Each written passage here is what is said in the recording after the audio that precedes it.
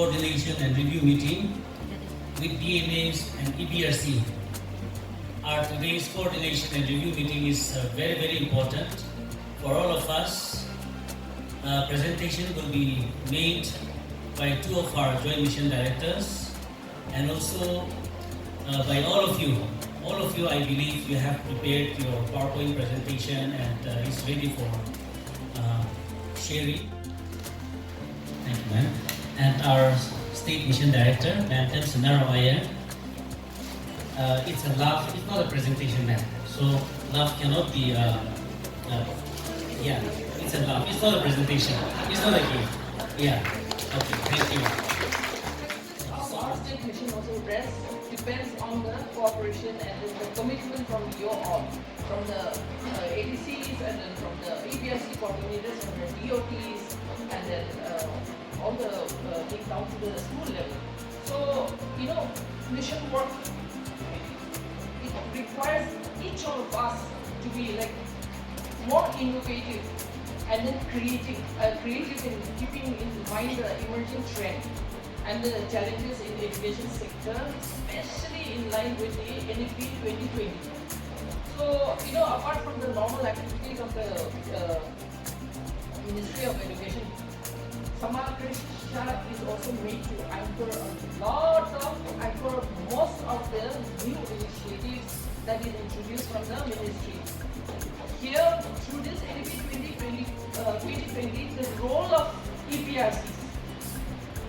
EBRCs have become very significant, and the most EBRCs are the most critical units for ensuring and evaluating the quality of education at school level.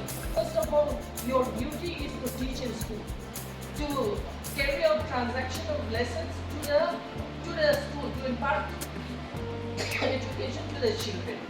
I wish all of you the best in your presentation and also look forward to you during these 2 days back-to-back meeting. Thank you.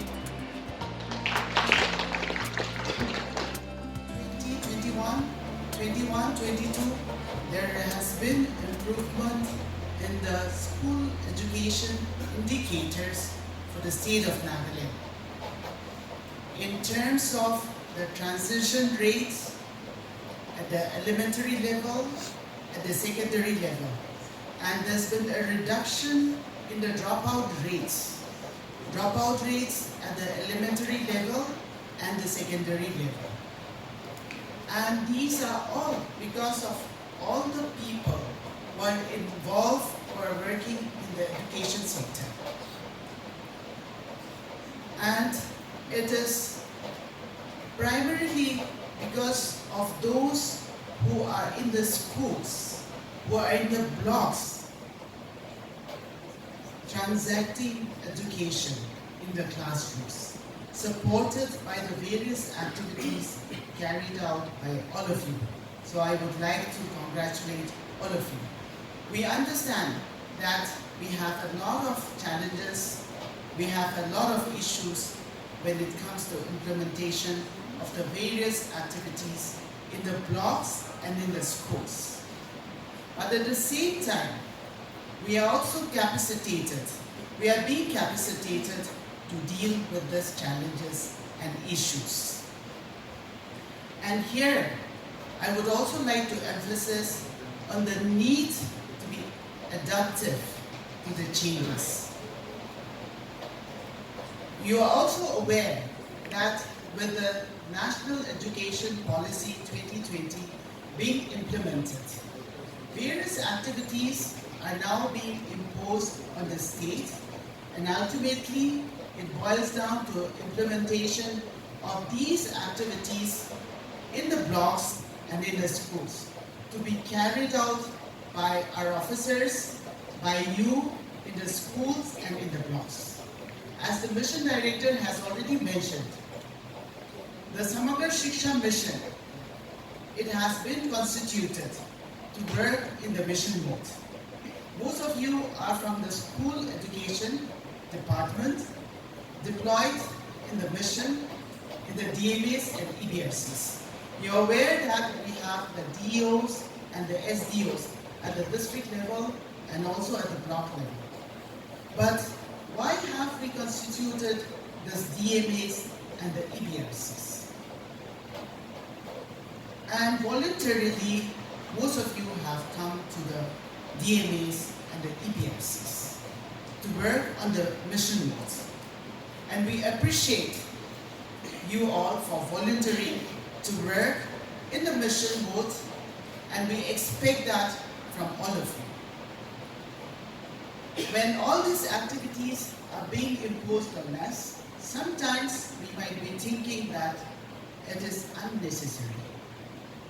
But we have to be aware that these policies, these activities which we are required to carry out in the blocks and in the schools have been brought up after much thought, after much research by the policymakers. And though the activities might not be directly academic, but the extracurricular activities which we are carrying out are to support, to supplement the academic needs of children, so that we mold children, we nurture children who have the life skills, who are able to think critically, and who will become citizens of the state who will contribute. This coordination and review meeting has been called at a very opportune time. We need to continually assess our performance. We need to continually review our activities, so that if there is achievement, we can learn from each other. We can learn from the districts which are performing well. If there are shortcomings, we have to take mid-course correction. Therefore, this kind of review meeting should be called and convened periodically, so we can assess our performance. Well, you're aware that our action will have ramifications for children. And I want to appeal to all of you that whatever we do, it is done with sincerity. And I know most of you are doing that, but I want to request you that our actions have positive implications on the children. Our objective is the child. Whatever activity we implement should have positive impact on the child in the school. So with these few words, I wish all of you a fruitful time during these 2 days. Thank you.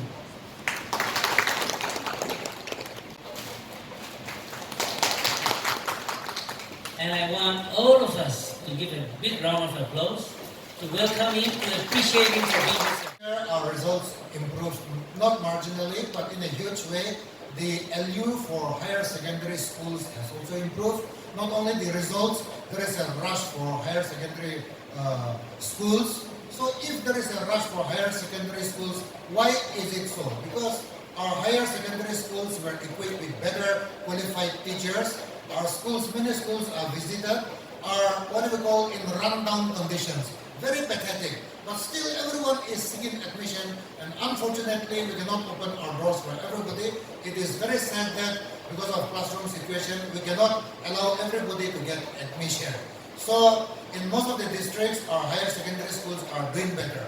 So if our higher secondary schools are doing better, why are our high schools not equally doing better when we have better qualified students?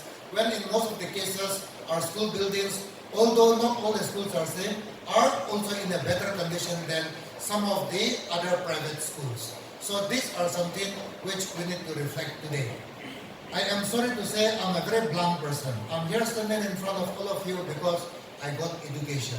My parents were both farmers.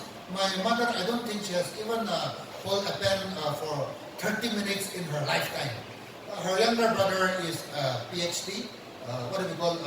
He will finish his PhD. Same simply, brother, sister. He went on to retire as the college development of Nagaland University director.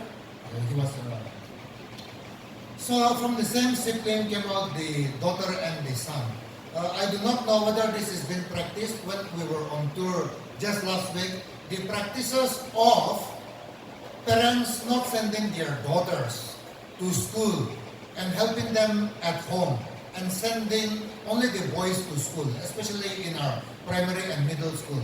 This is one area of concern. We should do away with this, and for that we need to engage not only the village council but also engage the students' union of that village, the range of that village.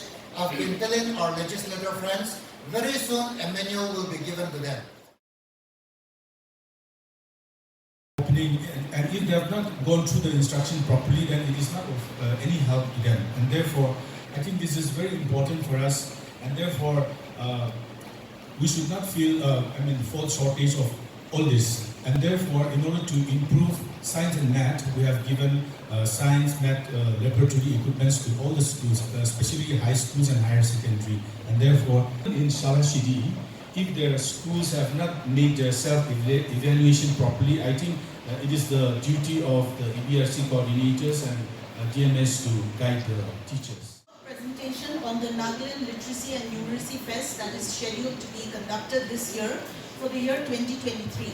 And as given on the slide, it is a micro-improvement program for primary school heads and teachers. So if you all remember, this project was inaugurated by our Honorable Advisor who is here on the 12th of May 2023. So it has been quite some time since he launched it, but then we are yet to launch it in the schools. And today I took this opportunity because physically we are all present here.